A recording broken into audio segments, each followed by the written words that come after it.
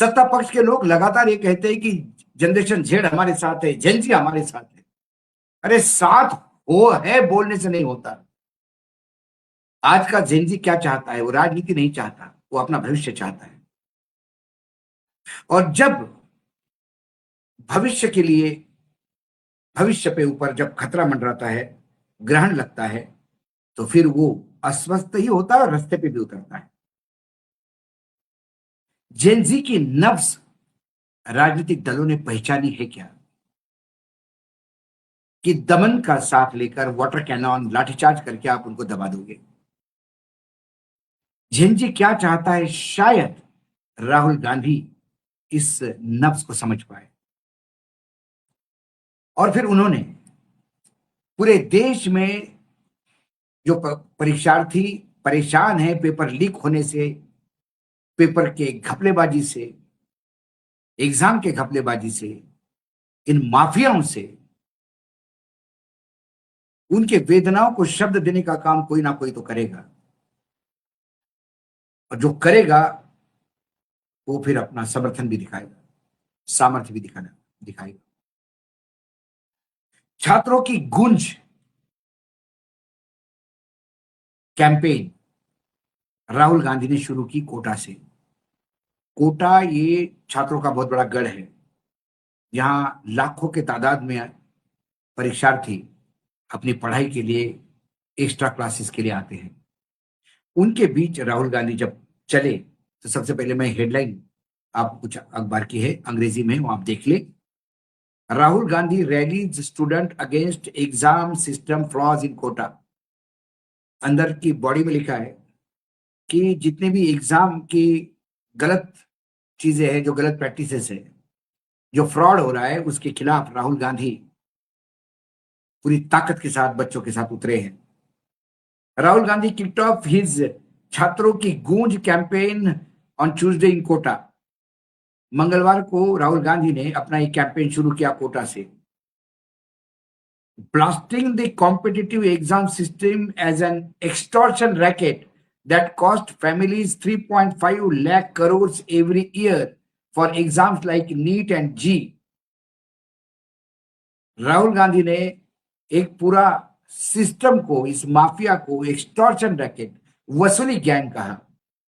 बहुत बड़ा वसूली का ये भ्रष्टाचार है, जिसमें जितने भी बच्चे हैं उनके परिवार को 3.5 लाख करोड़ साल के खर्चा करने पड़ते हैं नीट और जेई जैसे एग्जाम्स देने में। और फिर उन्होंने बहुत कहा कि 17 बच्चों ने 2024 में कैसे अपनी जान दे दी, और बहुत सारी बात की है। लेकिन जो दिखता है आंखों से, उस पर आदमी विश्वास होता है, और न्यूज लॉन्चर पे तो हमेशा हम चीजें दिखाते हैं। तो सबसे पहले राहुल की एंट्री जो है, एक ट्विटर प्लेटफॉर्म ओमनी साइंटिस्ट सी के प्लेटफॉर्म से है। Crowd chanting Rahul we love you. माहौल पूरा पूरा राहुल राहुल करके आवाज लोग लगा रहे थे। और राहुल की एंट्री कैसी स्टेज पे हुई, ये वीडियो पहले आप देख लीजिए।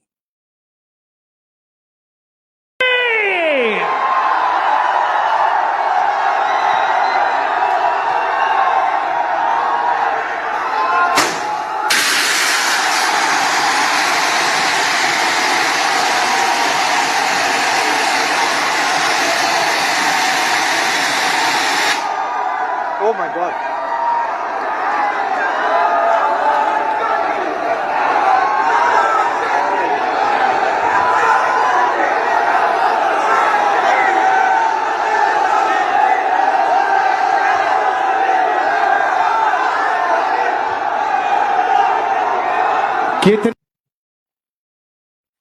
माफ कीजिएगा ये वीडियो और उसके, क्योंकि मैंने भी इतनी भीड़ मेरे लाइफ टाइम में, और ये पहला एक किसी पॉलिटिकल नेता का वहां जाना, और जिस टाइप का स्टेज बना, मैं भी थोड़ा सा शॉक्ड था।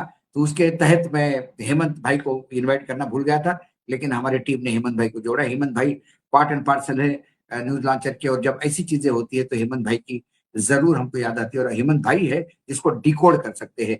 हेमंत भाई, आज की एंट्री, राहुल गांधी की एंट्री, जो दिखता हुआ क्राउड, और ये नया टाइप का स्टेज, इसको कैसे कैसे आप परिभाषित करेंगे? अशोक जी नमस्कार, आपको सारे दर्शक साथियों को भी।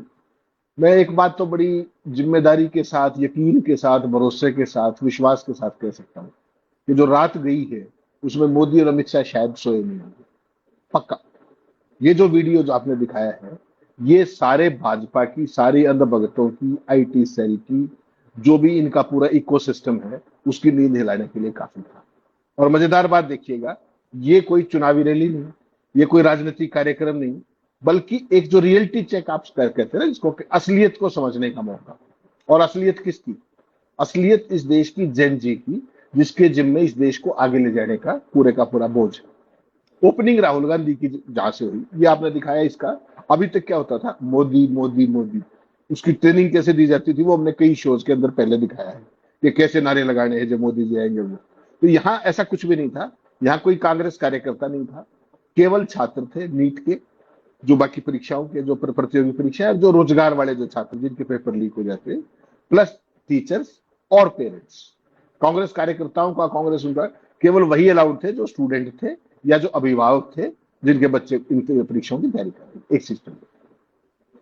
ओपनिंग में राहुल गांधी का जिस तरीके का स्वागत हुआ, ये आपने याद होगा जब मोदी जी ने 2013 के अंदर 14 का कैंपेन शुरू किया था, और जो बड़ा इवेंटफुल होता था, जो मोदी जी का तो आज भी इवेंटफुल होता है, मोदी जी का तो लोकसभा में एंट्री भी इवेंटफुल होती है, मोदी जी राज्यसभा में भी एंट्री इवेंटफुल होती है। लेकिन कल पहली बार राहुल गांधी एक इवेंट टाइप के प्रोग्राम में आए,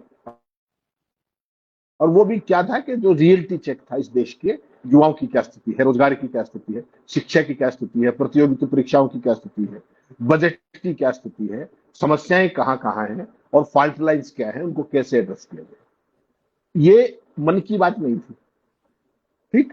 ये मोदी जी की एग्जाम वॉरियर्स भी नहीं थे, जिसकी खुद की डिग्री नहीं पता वो एग्जाम वॉरियर्स की किताब लिख रहा है।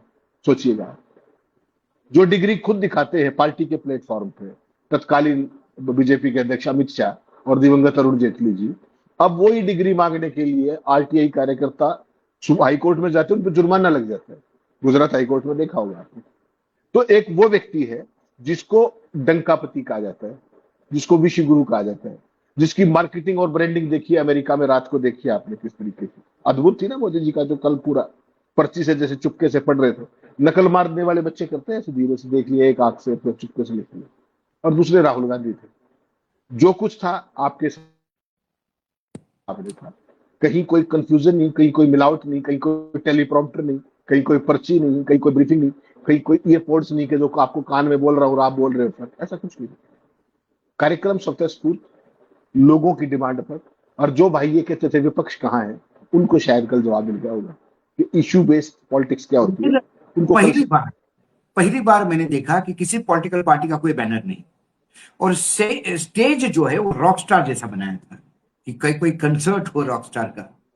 ये जो बदलाव मैंने देखा वो सुखद भी लगा मुझे, कि नहीं तो क्या बड़े बड़े पार्टी के कटआउट और सारे नेताओं के फोटो और फिर हार माला और पहचानना, और ये, और जो राहुल गांधी को फिर इंट्रोड्यूस किया गया, फिर 25 चमचे साथ में रहते हैं, बैठने की, स्टेज पे बैठने को झगड़े हो जाते हैं। आपने तो कई रैलीज कवर कर ली, उसमें उस रैलीज खत्म होने के बाद भी वो झगड़े महीनों चलते हैं कि मेरे को आगे नहीं बैठने दिया, मुझे पीछे नहीं बैठने दिया, ये तमाम बातें होती। यहाँ कुछ भी नहीं था, यहाँ विद्यार्थी थे और एक विद्यार्थियों के लिए लड़ने वाला योद्धा था।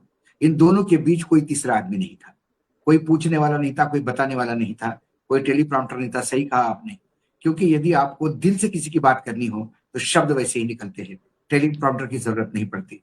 टेलीप्रॉम्प्टर उसको जरूरत पड़ती है जिसको आना होता है, फॉर्मेलिटी करके जाना होता है कि मुझे एक भाषण देना है लक्ष्यदार, कोई भाषण लिख के देता है, टेलीप्रॉम्प्टर पे आता है सामने, मैं पढ़ता हूँ और जय जय टालियां बटोर के निकल जाता हूँ। ये किसी के दिल में आग लगी हो उससे निकलती हुई ये चीज है। यदि किसी ने वाकई आपके सब इश्यूज को या आपकी जो वेदनाएं हैं इसको स्टडी किया बहुत अच्छी तरह से, तो वो उतर जाता है। हम भी कहते हैं कि कई बार जब मैं अतुल जी, जो व्यक्तिगत रूप से बोलूं, कि जब मैं भाषण देने जाता हूं तो लोग कहते हैं कि यार 1 घंटे के लिए तुम बोलते हो, 1 घंटे के लिए बोलते हो, तो मैं पर्ची लेके नहीं बैठता। इसलिए नहीं बैठते कि हम सुबह से शाम तक यही कर रहे हैं। आपको भी मैं खड़ा कर दूं कहिए तो आप 2 घंटे बोल रही है, क्योंकि यदि देश की वर्तमान स्थिति पे क्या है, नीट पे हमने इतने कार्यक्रम किए, हमने देश के रुपए के गिरते पे काम किए, हमने ये खाड़ी युद्ध पे इतने कार्यक्रम किए। जब हम कार्यक्रम करते तो रिसर्च करते हैं, जब रिसर्च करते तो जहन में उतर जाता है, तो निकालने में टाइम नहीं लगता।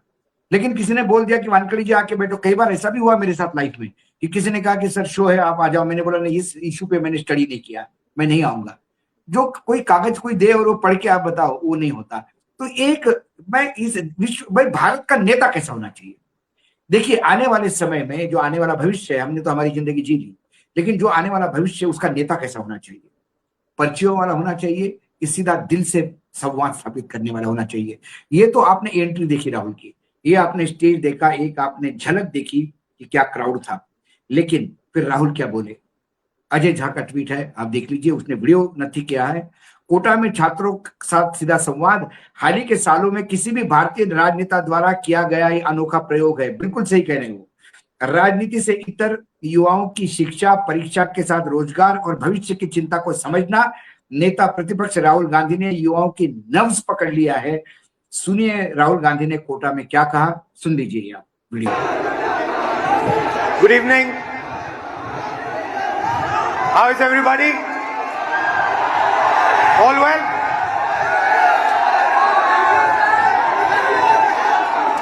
I'm very happy and honored to come to stand here in front of you, in front of you in Kota. And the reason I've come, I want to make absolutely crystal clear that this is not a political meeting. This is a meeting about you, about the young people who are struggling to get a future. I will not say the words BJP, Congress, politics, elections. They will not come out of my mouth this evening. This evening is about you. It is about what you're facing. It is about the challenges that you're dealing with every single day.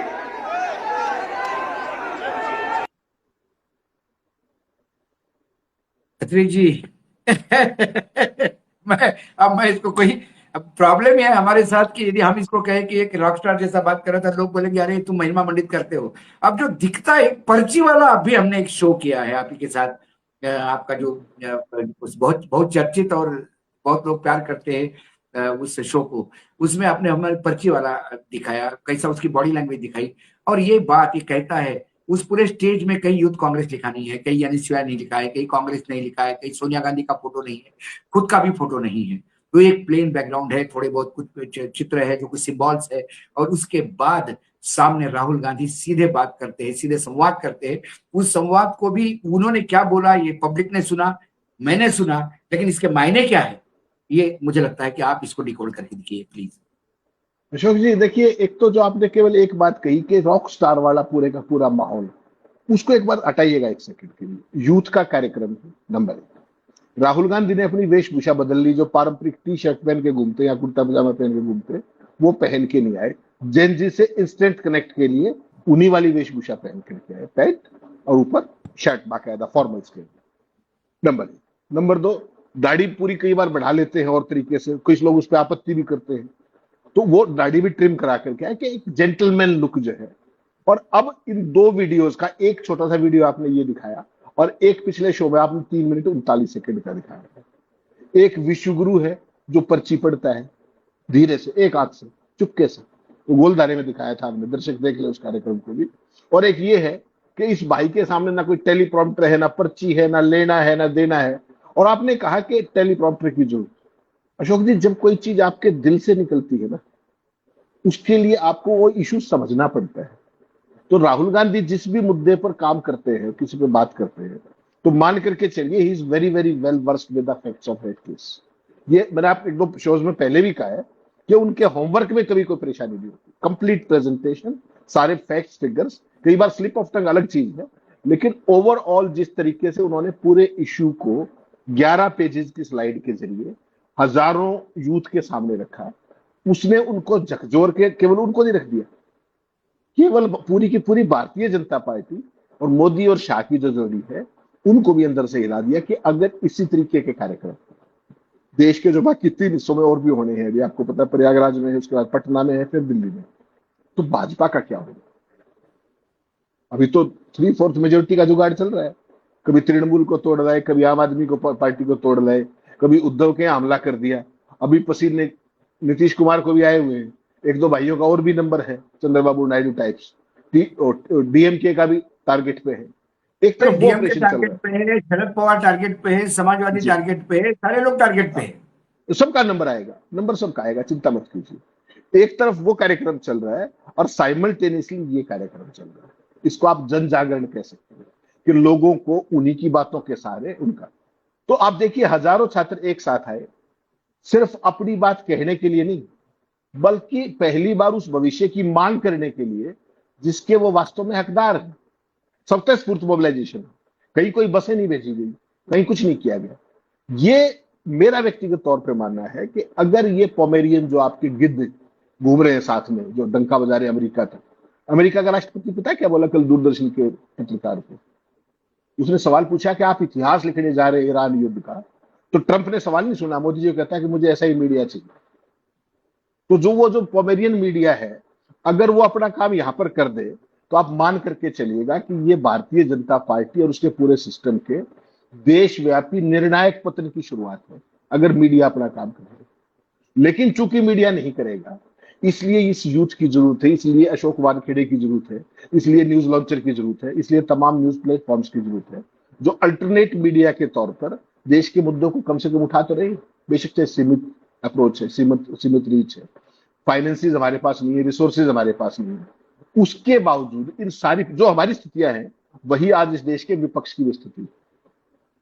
विपक्ष के पास भी कुछ नहीं है, केवल और केवल एक ये सो कॉल्ड जज्बा है कि भाई चलो जाके लोगों की बात कर लेते हैं, और बढ़ोतरी के खिलाफ, फीस के खिलाफ, पेपर लीक के खिलाफ, सीबीएसई के खिलाफ, सारी चीजों पर आपने बात उठाई। राहुल गांधी ने कल जितनी भी परीक्षाएं लीक हुई है बीजेपी सरकार, अच्छा गजब देखिएगा, कांग्रेस का नाम पूरे भाषण में नहीं है, 55 मिनट इंटरेक्शन में, अपोजिशन का नाम नहीं है, किसी पार्टी का, किसी नेता का नाम नहीं है, बीजेपी का नाम नहीं है, सरकार का नाम नहीं है, पूरे 55 मिनट में।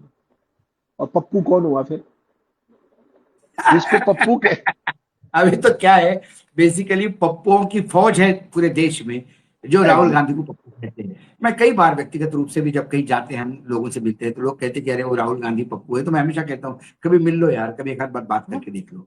ये सोशल मीडिया और ये जो आईटी हैंडल्स है, जो इंफॉर्मेशन वाले, जो तुम्हारे जो बीजेपी के हैं, वो जो गलत गलत लगातार फर्जी चीजें वीडियो परोसते हैं, आलू दाला सोना निकाला, वो क्या राहुल का वीडियो है नहीं, राहुल ने क्या कहा, क्योंकि झूठ और झूठ की बुनियाद पे ही पूरा ब्रह्मांड रचते हैं।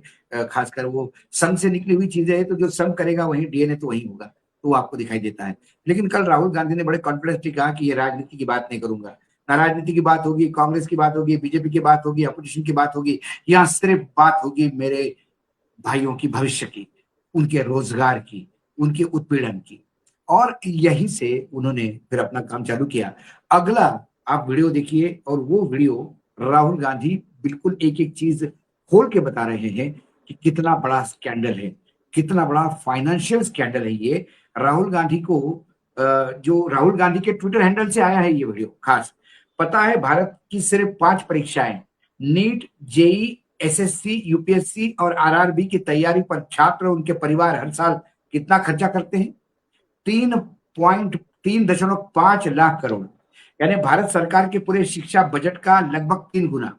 शिक्षा, स्वास्थ्य, श्रम, विज्ञान और महिला बाल विकास, इन 5 मंत्रालयों के कुल बजट के बराबर। और बदले में करोड़ों युवाओं को क्या मिलता है? तनाव, अनिश्चितता, बेरोजगारी और टूटते सपने। जो खर्च सरकार की जिम्मेदारी है, उसका बोझ आज परिवार उठा रहे हैं। और ये वीडियो वो तमाम चीजें Rahul Gandhi step by step बताएंगे, आप देख लीजिए। This is the NEET exam, and this figure is an insult to this country. This is a crime. Now let me explain. मैं समझाता हूं ये क्या है, इसको आप समझिए। नीट में 22 लाख स्टूडेंट्स एग्जाम लेते हैं, 22 लाख स्टूडेंट्स एग्जाम लेते हैं नीट का। उनकी फैमिलीज में से, आपकी फैमिली में से, आपकी फैमिली में से 1.32 लाख करोड़ रुपए हर साल लिए जाते हैं। 1,32,000 करोड़ रुपए 22 लाख परिवारों के जेब में से खींचा जाता है। भाई और बहनों, जितना पैसा एक साल में ये 22 लाख लोग देते हैं, उतना ही पैसा हिंदुस्तान की सरकार अपने पूरे के पूरे एजुकेशन बजट में डालती है। 22 लाख लोग एक एग्जाम के लिए एक साल में उतना पैसा देते हैं जितना हिंदुस्तान की सरकार अपने पूरे के पूरे एजुकेशन बजट में डालती है। आप सोचिए इसके बारे में।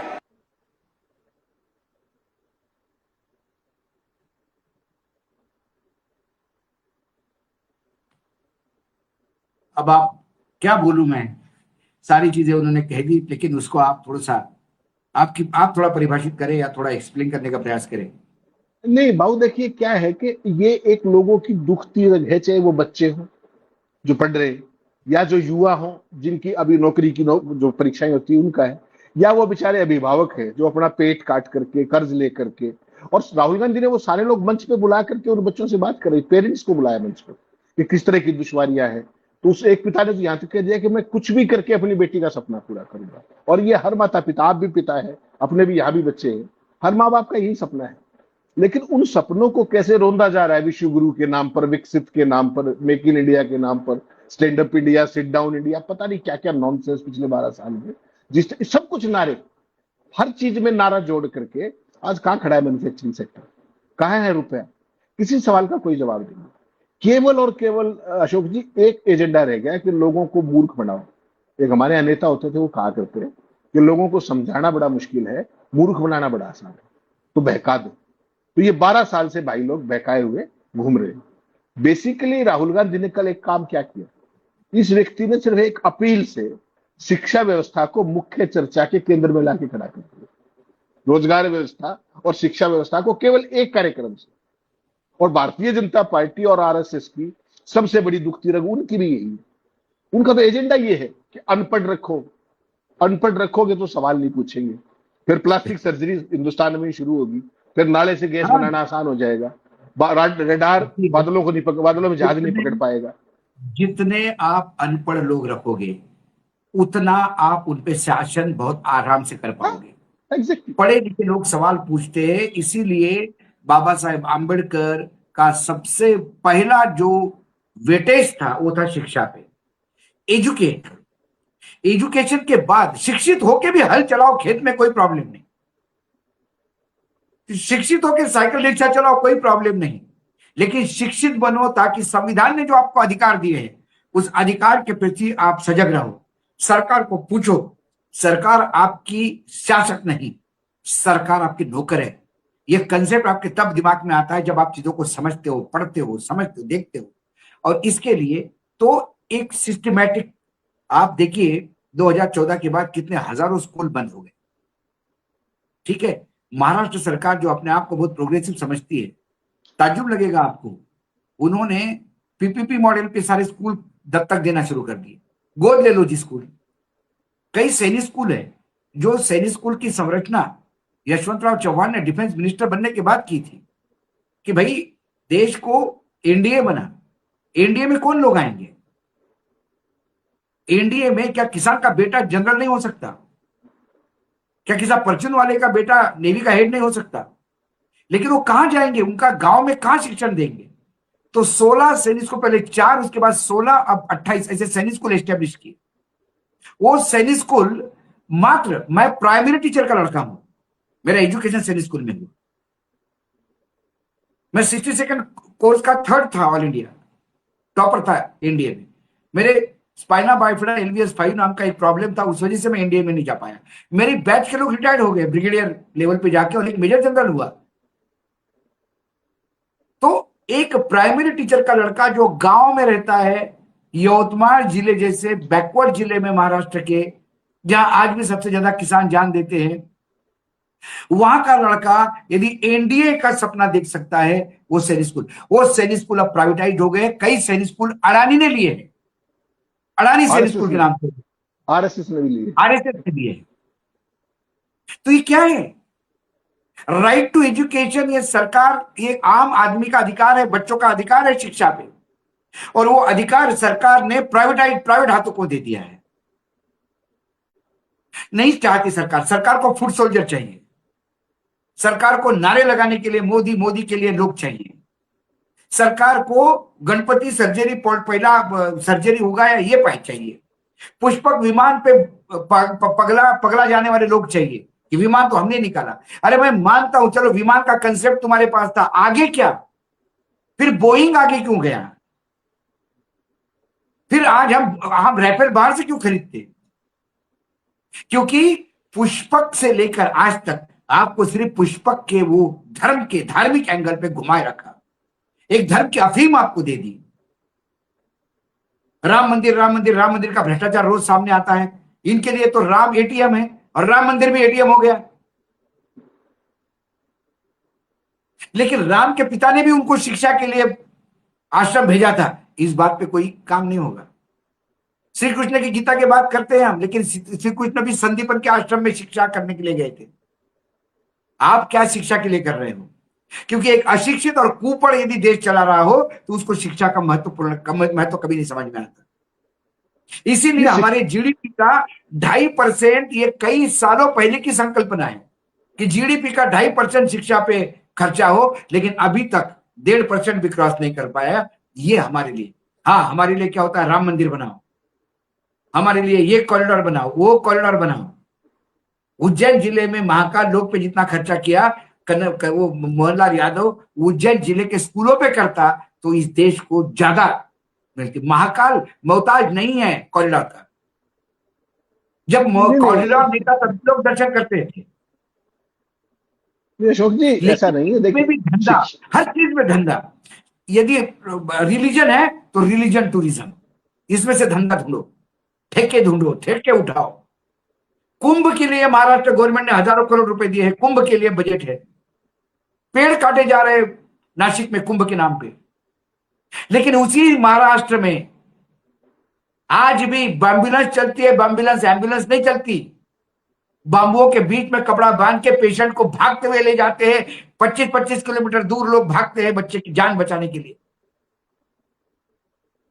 वहां एम्बुलेंस की व्यवस्था नहीं हो सकती, लेकिन करोड़ रुपए चाहिए।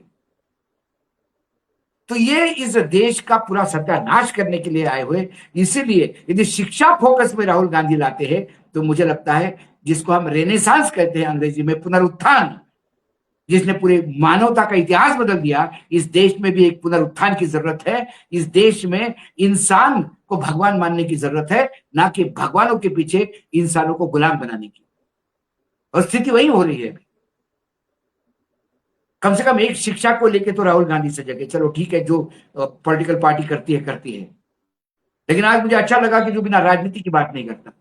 मैं किसी टेलीविजन चैनल पे सुन रहा था तो एक कहते हैं कि लोग नीट के एग्जाम बच्चों के भविष्य के साथ उसका भी राजनीतिकरण कर रहे हैं विपक्ष। अरे मोदी जी का वीडियो पड़ा है पुराना, इतने सारे लीक होते हैं पेपर, ये माफिया है, सरकार अखबार एग्जाम तक नहीं ले सकती। अब मोदी जी आप सत्ता में हैं, अब आप क्या कर रहे हो? अब ये माफिया कौन चला रहा है? नहीं, 89 पेपर लीक हुए भाई 12 साल में, करके दे रहे, बहुत कुछ कर रहे, बहुत कुछ कर रहे। 89 लीक हुए हैं और एक की सजा हुई है, तो उसका नाम बता दीजिए।